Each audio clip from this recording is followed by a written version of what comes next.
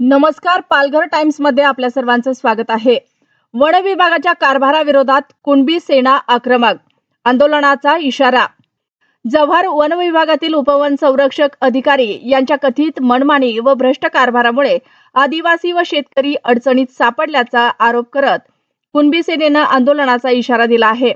15 जानेवारी 2026 रोजी वाडा rest house येथे झालेल्या पत्रकार परिषदेत कुणबी सेना प्रमुख विश्वनाथ पाटील यांनी वन खात्यावर गंभीर आरोप केले. गेल्या 6 ते 7 महिन्यापासून शेतकऱ्यांना त्यांच्या मालकीच्या जमिनीत झाडतोडीची परवानगी मिळत नसल्याने मोठी आर्थिक कोंडी निर्माण झाली आहे.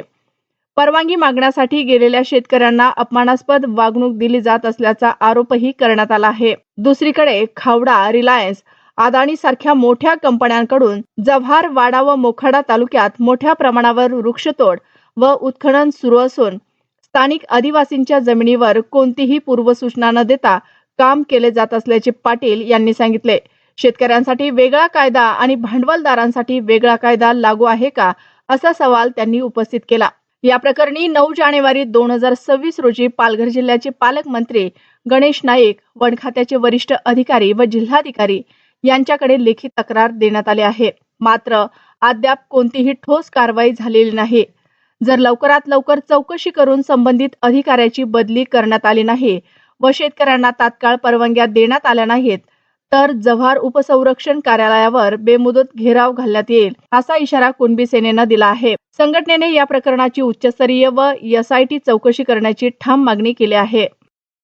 कंपन्यांनी या ओव्हरहेड वायर घेऊन चाललेल्या आहेत, ज्यांनी 15-20 टावर उभे करायला लावलेले आहेत, एका लाईनीमध्ये उभे करायला लावलेले आहेत, गावाच्या गावं भस्मसात करायला लावलेले आहेत आणि फार मोठ्या प्रमाणावर आदिवासींची वृक्षतोड त्यांची कुठल्याही प्रकारची परवानगी न घेताना अशा पद्धतीची वृक्षतोड संबंध या 2 तालुक्यामध्ये मोठ्या प्रमाणावर सुरू असताना एकीकडे शेतकरी अधिकृतपणे आपल्या झाडोऱ्याच्या तोडीसाठी परवानगी मागत असताना ती परवानगी न देताना भांडवलदारांसाठी एक न्याय, शेतकऱ्यांसाठी दुसरा न्याय, ही गोष्ट ज्या पद्धतीने चाललेली आहे त्या अन्यायाला कंटाळून अनेक आता ज्या संघटना आहेत आमच्या त्या आम्ही रस्त्यावर उतरण्याचा निर्णय केलेला आहे.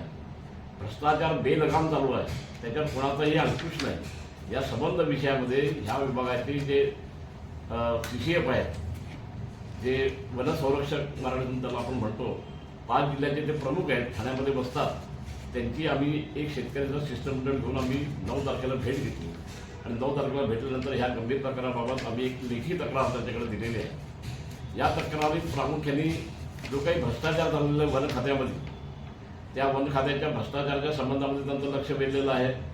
त्यांच्या संबंध क्षेत्रामध्ये जी गावं जी म्हणजे साधारणपणे जे डिव्हिजन येतात तिथे एक कायदा आणि जव्हार डिव्हिजनला दुसरा कायदा असं असू शकत नाही आणि अशा पद्धतीने जी मनमानी चाललेली आहे त्या मनमानीच्या संबंधामध्ये आम्ही त्यांचं लक्ष वेधलेलं आहे. त्यांनी हा विषय येत्या 5-6 दिवसामध्ये जर गांभीर्याने घेतला नाही तर नाईलाजाने आम्हाला आंदोलनासाठी उतरावं लागणार आहे. या विषयाच्या संबंधातली प्रेस नोट मी आता लेखी स्वरूपामध्ये आता दिलेली आहे आणि खावडा कंपनी जी वीज कंपनी आहे ती एकच कंपनीने त्याच्या सलग अनेक कंपन्या अदानीच्या आहेत, त्याच्यानंतर रिलायन्सच्या कंपन्या आहेत, या संबंध कंपन्यांनी जो हैदोस घातलेला आहे त्याच्यामध्ये मोठ्या प्रमाणामध्ये जमिनीचं उत्खनन आणि वृक्षांची तोड ज्या पद्धतीने चालली त्याची बलिष्ठ पद्धतीने जर दखल घेतली गेली नाही तर ह्या विषयाच्या संबंधामध्ये गणेश नाईक साहेबांना देखील मी निवडणुकीचं काम सुरू असताना देखील त्या पिरियडमध्ये मी त्यांना 9 तारखेला भेटलो, त्यांनाही लिखित स्वरूपात मी तक्रार दिलेली आहे. या विषयाच्या संबंधामध्ये आम्ही जिल्हा अधिकारी जे आहेत त्यांचंही लक्ष वेधलेलं आहे आणि एवढा गंभीर प्रकार सुरू असताना ह्या DF1च्या बाबतीमध्ये कुठल्याही प्रकारचं पाऊल उचललं जात नाही आणि मनमानी जी काही चाललेली आहे, जसं काही घरचं काम करतात अशा पद्धतीचे काम चाललेलं आहे, याला कुणाला तरी अंकुश असला पाहिजे आणि तो अंकुश लावण्याच्या संबंधामध्ये सरकार जर कुठेतरी पावलं उचलणार नसेल, मला ह्या विषयामध्ये लोकप्रतिनिधी देखील जाहीरपणानं काही गोष्टी सांगायच्या आहेत की शेतकऱ्यांवर अशा पद्धतीचा अनन्वित अत्याचार सुरू असताना आपण केवळ निवडणुकांमध्ये मशगूल राहतो. एक आपली काहीतरी कर्तव्याची भावना आहे की नाही ह्या संबंध विषयामध्ये, की प्रत्येक वेळेला लोकांनी रस्त्यामध्ये उतरायचं हे काय चाललेलं आहे संबंध आणि त्याच्यामुळे प्रशासनावर जर अंकुश ठेवायला जर लोकप्रतिनिधी अपुरे पडत असतील, राजकीय पक्ष अपुरे पडत असतील, सत्ताधारी जर अपुरे पडत असतील तर जनतेला रस्त्यावर उतरवण्याच्या खेरीत दुसरा कुठलाही उपाय राहणार नाही.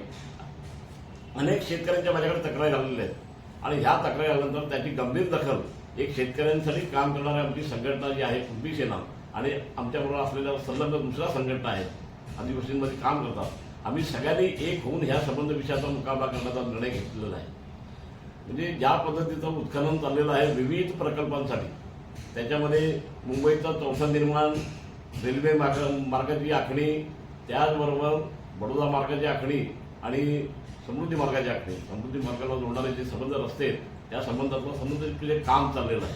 ह्याच्यावर कुठल्याही प्रकारचा पारावार राहिलेला नाही. दुसरीकडे समुद्र बुडवायला लावलेला आहे आणि त्या समुद्र बुडवण्यासाठी जे उत्खनन चालू आहे ते बेलगाम उत्खनन चालू आहे. या भागामध्ये डोंगरदऱ्या राहतील का नाही अशी मला शंका वाढायला लागलेली आहे. त्यामुळे प्रचंड प्रमाणात शेतकऱ्यांमध्ये एक प्रकारची दहशत निर्माण झालेली आहे. या दहशतीच्या संबंधामध्ये तातडीने जिल्हाधिकाऱ्यांनी याच्यामध्ये विश्वासात घेतलं पाहिजे.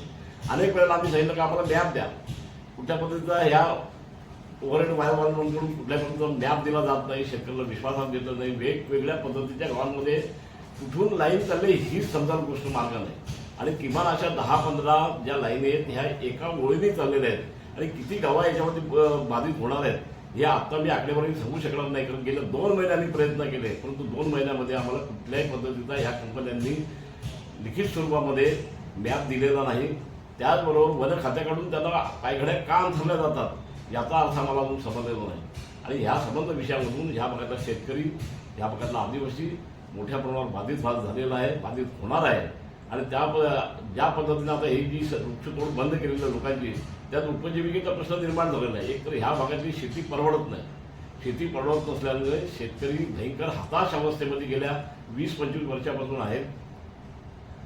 एकीकडे स्वतःच्या मालकीचा झाडोला तोडून मुलींची लग्न करणं किंवा मुलांना शिक्षणाला पाठवणं हे ह्या भागातल्या शेतकऱ्यांचा सिलसिला आहे पूर्वीपासूनचा, त्यालाच बाधा आणली जात आहे. हा प्रकार अतिशय संतापजनक आहे. आणि या संतापजनक प्रकाराच्या विरोधामध्ये येत्या 5-6 दिवसामध्ये आम्ही वाढ बघून शेवटी रस्त्यावर आम्ही उतरणार आहोत आणि CCFच्या कार्यालयाला आम्ही बेमुदत घेराव घालणार आहोत. धन्यवाद. सर, त्याच्यावरती एक प्रश्न असा आहे की हे जे काही सैफुल शेख म्हणून जे आहेत उपवन संरक्षक, ते कायम दावा करतात की नियमाच्या बाहेर जाऊन आम्ही काम करत नाही, नियमात बसणारीच झाडं तोडण्याच्या परवानग्या देतो, अशा पद्धतीचा एक ते दावा करतात. तर याच्याकडे तुम्ही कसं पाहता? आता वीज कंपन्यांनी ज्या पद्धतीने तोड चालवलेली आहे याला कुठल्या पद्धतीने परमिशन दिलं तुम्ही? आणि बेकायदेशीर काम असतील ते नका करू, आमचं काहीच म्हणणं नाही. बेकायदेशीर कामाला तुम्ही कुठेतरी संरक्षण द्या असं आमचं म्हणणं नाही, पण जे कायदेशीर आहे त्यालाच परमिशन नाकारल्या जातात अशी 25 उदाहरणं तुम्हाला मी देऊ शकेन ह्या ठिकाणी. आणि हा प्रकार म्हणजे दादागिरीचाच प्रकार झाला एक प्रकार. इतर डिव्हिजनमध्ये अशा पद्धतीचे परवानगी दिले जातात, परंतु ह्या डिव्हिजनमध्ये, जव्हार डिव्हिजनमध्ये दिल्या जात नाही. याचं कारण काय हे त्यांना विचारणं आवश्यक आहे. आणि मला वाटतं ते वरिष्ठांचे आदेश पाळीत नाही असा त्याचा अर्थ आहे. ते CCFच्या म्हणण्यामध्ये आला की त्यांना हे पॉवर्सच दिलेलं नाही, तुम्ही त्यांच्याकडे जाता कशाला? आता त्यांच्या अधिकाराला आवरण्याचं काम हे CCFने करायला पाहिजे. मी तर त्यांच्या बदलीची मागणी केलेली, मी त्यांच्या SITची मागणी केलेली. SITची चौकशी झाली पाहिजे आणि त्यांची बदली झाली पाहिजे. एवढी मनमध्ये आदिवासी भागामध्ये नाही चाललं. एकूणच त्यांचा कारभाराविषयी असं एक दिसतंय की सर्वसामान्य माणसाला सुद्धा ते भेटत नाहीत. मध्ये एका प्रकारचं असं प्रकरण उघडकीस आलंय की एक शेतकरी भेटायला गेलेला असताना, वयोवृद्ध शेतकरी आहेत, त्यांना संध्याकाळपर्यंत त्यांनी बसून ठेवलं आणि भेट नाकारली. अशा पद्धतीत त्यांचं एकूण वर्तन जे आहे अधिकारी म्हणून, ते सर्वसामान्य शेतकऱ्यांना किंवा लोकांना जातं काय असं आपल्याला नाही वाटत. मुळात परिस्थिती अशी आहे की नुसतं भेट नाकारणं ठीक आहे, पण शेतकऱ्याचा अपमान करण्याचा अधिकार यांना दिला कोणी? हे कोणाचे नोकर आहेत? जनतेचे नोकर आहेत ना. अरे आम्ही कर भरतो, आम्ही ह्या देशाला पोचण्याचं काम करतो, आम्हाला अपमानास्पद वागणूक देतात तुम्ही. त्याच्यामुळे आता जे आहे ते सहनसिद्धीच्या पलीकडे लोकांच्या गेलेलं आहे. याचा स्फोट कुठल्याही क्षणी होईल. शासनाने याच्यामध्ये तातडीने दखल घेणं आवश्यक आहे. आता CCF हे सर्वोच्च अधिकारी आहेत आणि एवढ्यावरून जर होणार नसेल तर आम्हाला नाईलाजाने त्यांच्याकडे बेमुदत घेराव घालण्याच्या पलीकडे आमच्यासमोर दुसरा कुठलाही उपाय राहिलेला नाही. आणि ते आम्ही 8 दिवसाच्या आत करू. तुमच्या प्रेसनोट दिलेली बघा, जे DFO आहे ज्यांना वन संरक्षक म्हणतात मराठी, त्यांनी हुकुमशाही चालवलेली आहे. त्या हुकुमशाहीच्या संबंधामध्ये मगाशी मी विवेचन केलं, त्याच्यातून अनेक आदिवासी आणि शेतकरी भरडून निघालेले आहेत. एवढंच नव्हे तर त्यांनी सरकारी संबंध कामात देखील त्यांचे संबंध अधिकार जे होते विकेंद्रित केले होते. खालच्या अधिकाऱ्यांना जे अधिकार दिले होते तेही त्यांनी केंद्रित केलेले आहेत. आणि एक प्रकारची वेगळी हुकुमशाही ह्या संबंध जव्हार डिव्हिजनमध्ये करण्याचा त्यांचा जो प्रयत्न चाललेला आहे बरं स्वतः स्वच्छ असते तो गोष्ट अलग आहे, त्याचे अनेक व्यवहार आहेत ते संशयास्पद आहे. त्यांनी जे काही कंटेनर खरेदी केलेले आहेत, करोडो रुपयाची काहीतरी खरेदी आहे ती, आणि अशा ठिकाणी ते कंटेनर नेऊन टाकलेले आहेत की ज्या ठिकाणी पाणी नाही, काही नाही, अशा ठिकाणी ती संडास बांधण्याचं कारण काय तिथे? त्या एवढ्या वन विभागामध्ये, एवढ्या जंगलामध्ये कोण जातो त्या ठिकाणी? आणि असं अनावश्यक काम त्यांचं चाललेलं आहे, हुकुमशाही पद्धतीने चाललेलं आहे, भ्रष्ट कारभार आहे. आणि त्याचाच एक परिणाम असा झालेला आहे की जनतेमध्ये प्रचंड संताप आणि शेतकऱ्यांची कोंडी झाल्यामुळं शेतकऱ्यांचा उद्रेक हा कुठल्याही क्षणी बाहेर येणार.